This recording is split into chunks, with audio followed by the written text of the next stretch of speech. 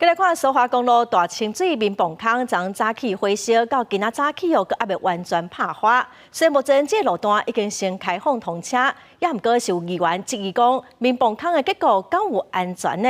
火为虾米无法度随拍花哦？要求应该爱检讨。 虽然苏花公路14暗6:45开放通行，也毋过大清水泵坑顶边的火势并无完全拍花，可能消防人员暗时安全只会当先暂停拍火，早起天一光，随后开始进行拍火作业。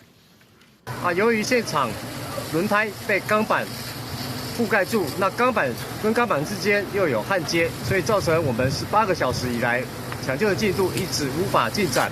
我们请工务段工作人员 把钢板给敲除之后，我们才有办法使用泡沫做积极的自习性的灭火。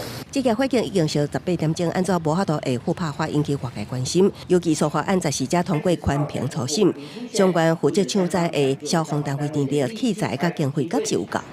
核能有2台，和平没有，因为我们是要针对隧道部分，然后我们有申请宜兰县消防局支援1台。那你们觉得这样子够吗？以昨天的案例来讲，烧到今天，你觉得这样的配置够吗？报告一周，这个是够的。 消防局强调，火势真歹拍花，主要是因为火电台互钢板砍掉的。这真歹拍花，目前和平和人，因受消防军队有44名警消感受，会当应付苏花界苏花案的抢向救灾引起质疑。我认为确实是不太够的，不管它的结构怎么样的复杂，但是消防车的量能要充足，所以我会建议花莲县政府要评估未来苏花安、苏花改它的这种使用的量能，它一定要把消防救灾的能力提升起来。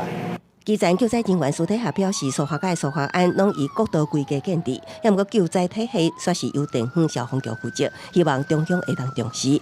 另外，干部单位会伫火势拍花了后，总体检泵坑的结构，以保障用路人的安全。记者综合报道。